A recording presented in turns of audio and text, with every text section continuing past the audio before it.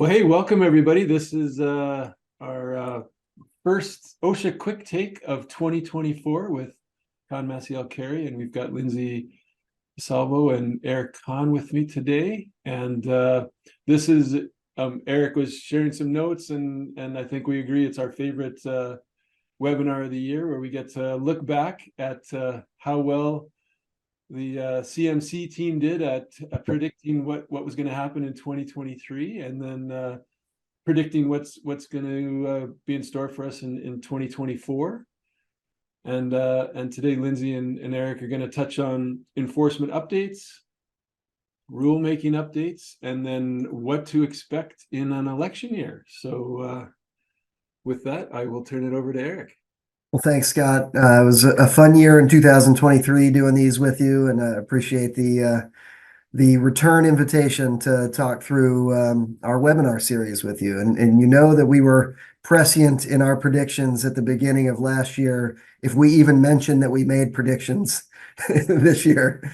And so we were. I mean, last year was, and we're not just guessing and making stuff up out of thin air. We've got friends at OSHA who helped us predict what we could expect last year. And we had a pretty good sense of what that was going to look like. And it was exactly what we expected: an extremely aggressive year of enforcement, an extremely aggressive year of rulemaking, and delivering on a couple of promises. There's President Biden's promise to be the most friendly administration for labor in history. And we saw some big movement on the OSHA front to deliver on that promise. And then to deliver on the promise of the acting Secretary of Labor, Julie Su, to use all the tools in the toolkit to make OSHA a more a serious agency, and to influence employers' behavior as a result. And that's what we saw a lot of last year, really developing new tools for the toolkit and putting them to use.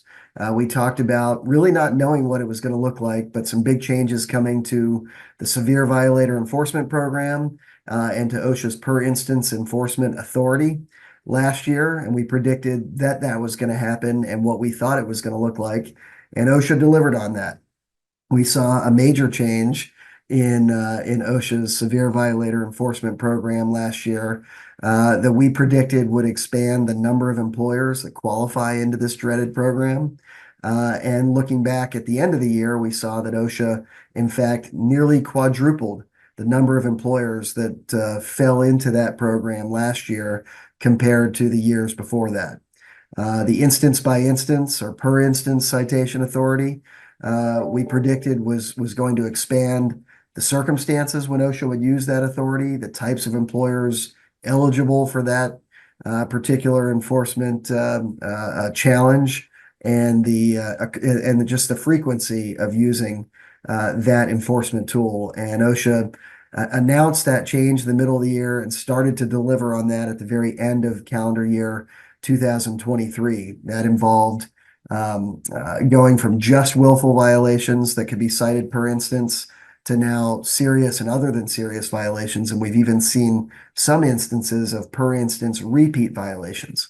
So this is a great way for OSHA to multiply its penalty, not just one violation with a single penalty for violating a specific standard, but to multiply that by the number of employees or the number of machines involved, or a variety of different units of prosecution that the agency can identify.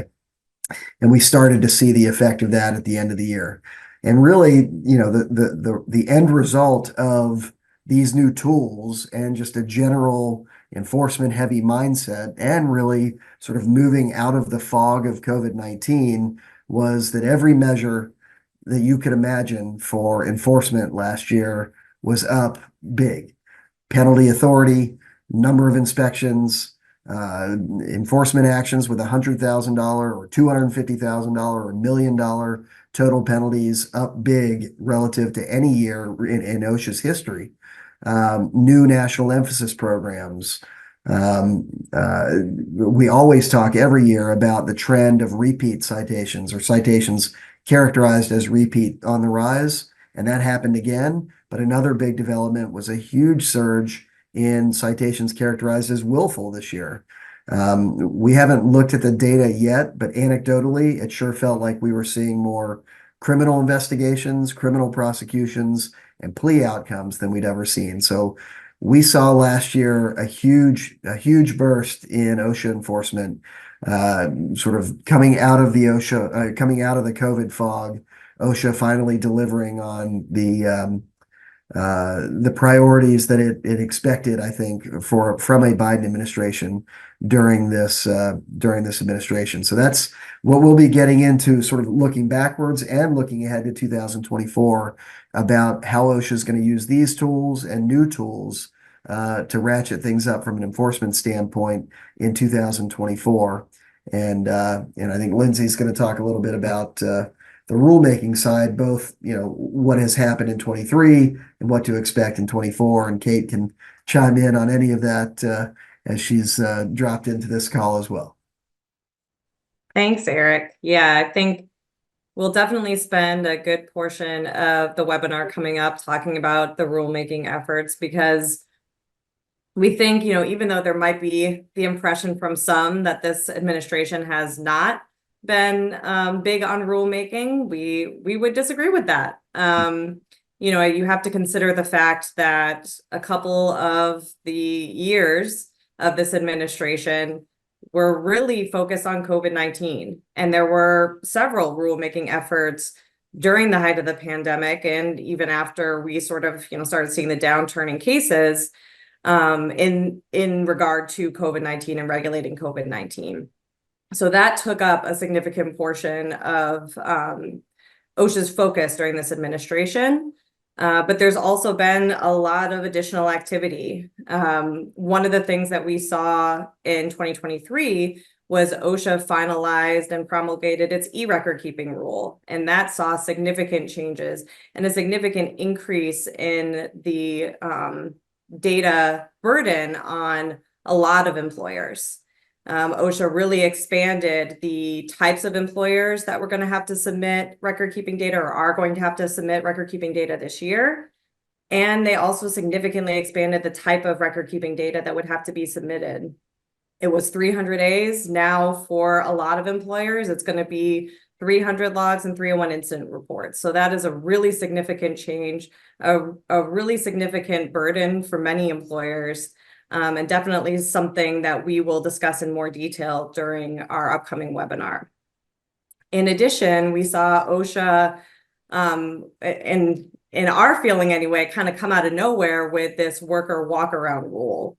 That was something that had been a policy of OSHA in the past, and they, in 2023, started the effort to actually make that a standard, to push it into an actual rule.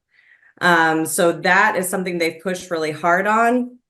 There was already a notice of proposed rulemaking and an opportunity to comment, which we did. And so we are quite knowledgeable about, the impact of this potential rule. And to our understanding, it's already at OMB. So there is definitely a high probability that we could see that come out in a final rule form in 2024. And then the other two significant rulemaking efforts that we will probably spend quite a bit of time on during our webinar are the heat illness rulemaking. And that is currently through the SBREFA stage. And I'll let Kate talk about that one a little bit more, because I know that she worked on that one in quite a bit of detail, as well as a new effort to change emergency response and add additional regulation on emergency responders. So Kate, I don't know, I could turn it over to you now if it would be a good time to sort of talk about those in a little more detail. Sure. Thank you. Thank you very much, Lindsay. Wouldn't be 2024 without a muted Teams call, right? I just blew it. Yes, contrary to, I guess there are some out there that think that this was not an this has not been an active administration for rulemaking. As Lindsay pointed out, I think this has been one of the most active rulemaking administrations we've seen in a long time. And we think that 2024, contrary to sort of the history and the way this works, where things sort of slow down from a rulemaking standpoint by late spring, early summer in a presidential year. Our sense is this administration is committed to moving the ball forward, advancing the rulemakings that are currently open as far as possible prior to the election.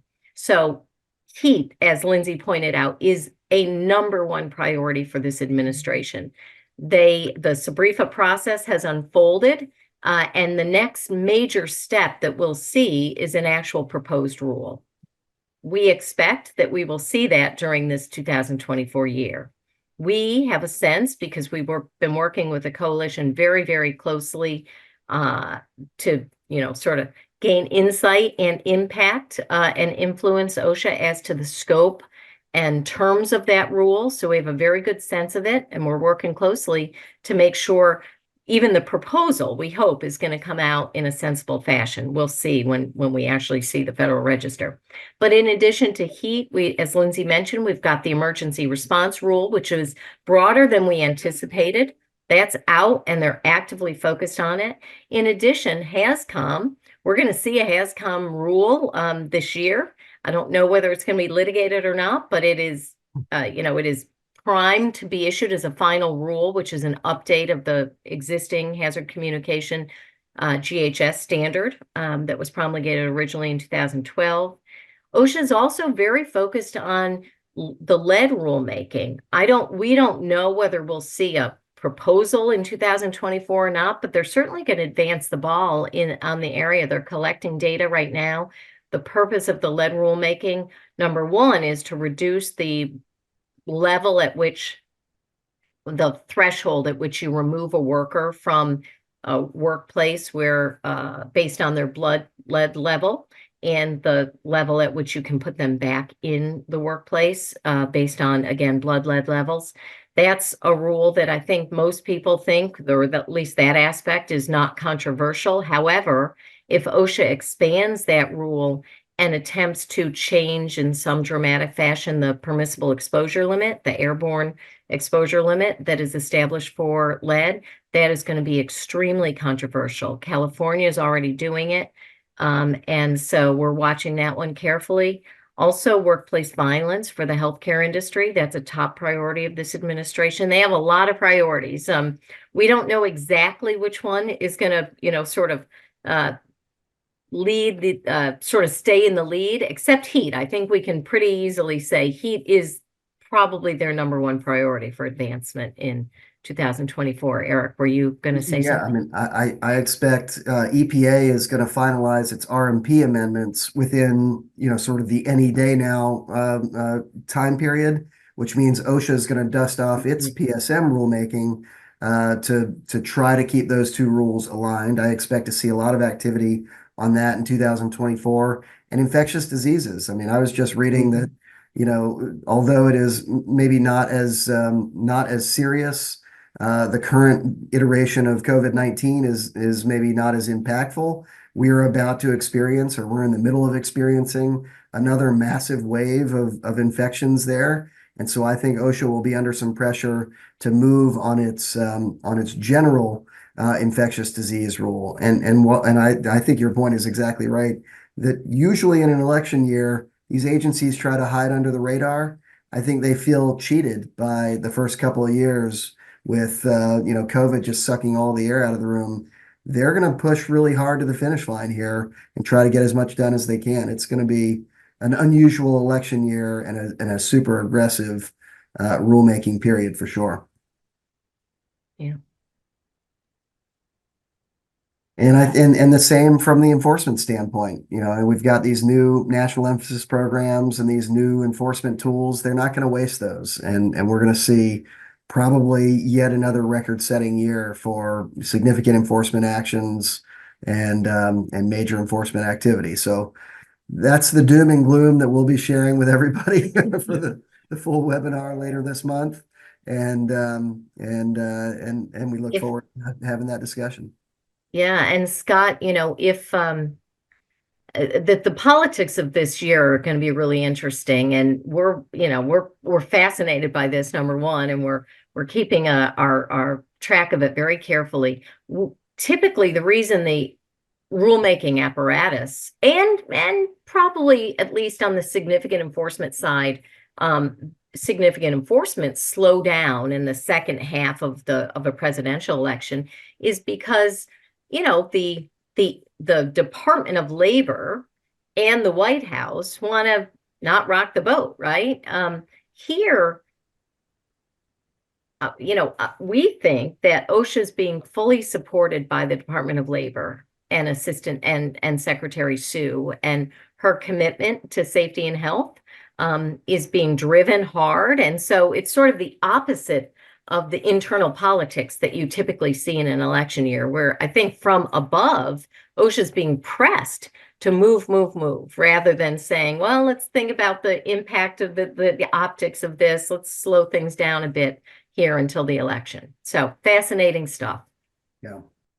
Yeah, it's and again, I don't think any of us know exactly how it's going to go this year, but it does feel like that, like Eric mentioned, they kind of got shortchanged at the beginning of their term and want to push as much through as possible in case maybe there is a change, and they want those rules and enforcements in place so that they can't be easily or quickly undone, I guess, by a change of administration as well, right?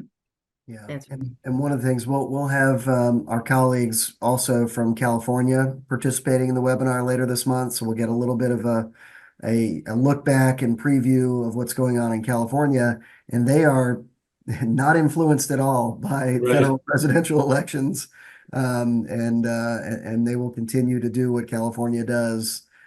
So we'll do a little review of some of the really significant stuff out there, particularly focused on workplace violence and indoor heat illness, but that'll be an interesting part of the discussion as well.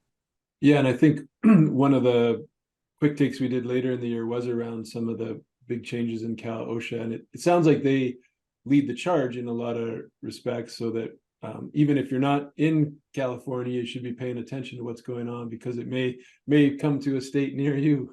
Yeah, and lest anybody forgets, the acting Secretary of Labor, Julie Sue, is the former California Labor Secretary, and the acting Assistant Secretary for OSHA, Doug Parker, was the most recent former Cal OSHA head. So it's not a coincidence that things on the federal side are catching up with and looking a little bit more like California, and why it's really important to pay attention to California, because those winds blow to Washington, D.C. pretty strongly these days. Right. Yeah, great point. Scott, there's one more issue that is not sort of traditionally enforcement or traditionally rulemaking, but it's another fascinating development that's been sort of percolating in 2023, and we think we'll see a little bit more in 2024, and that is this overlap between TSCA, between EPA and OSHA, using the mechanism of the Toxic Substances Control Act, EPA's authority to regulate chemicals. It's another aspect of fascinating stuff happening in our world, where it looks like EPA is really trying to exert itself in ways that it hadn't in the past in establishing workplace chemical standards. And there are three of them that are sort of percolating up the chain, and maybe we may see a situation where OSHA and EPA enter into a memorandum of authority. In fact, they're already, they have memorandums of authority in place, and they're talking about another one right now that will allow for cross enforcement. And there's a real question about the statutory authority that that EPA has, and whether they can sort of jump over OSHA, whether OSHA is offended by that or loves the idea. So anyway, lots of good stuff. Yeah, interesting. And the full webinar is on January 17th, I believe. January 17th at 1 p.m. Eastern, and we'll be recording them and making all that good stuff available. So encourage everybody to register and join us for this one to get a preview of what the whole series will be like over the course of the year, and join us for all of those too. Yeah, I'm super excited to kick off. This is the first recording of the year for me, so excited to kick it off with you guys and get the OSHA Quicktakes primed for 2024, and we'll have the links below so people can sign up for the January 17th and the series to follow throughout the year. So I think this year as well, we're going to focus a little bit more or have a few more quick takes specific to Cal OSHA as well, I think is on the agenda. So yeah, we did. We launched a separate Cal OSHA webinar series as well, so that'll be a fun one to keep track of. great. Well, thank you so much for joining today, and look forward to the OSHA Quick Takes, coming down the pipe, and definitely encourage everybody to sign up for the full webinar on the 17th. Thanks. Thank you. Thank you. Thanks. Thanks. Happy New Year, everyone.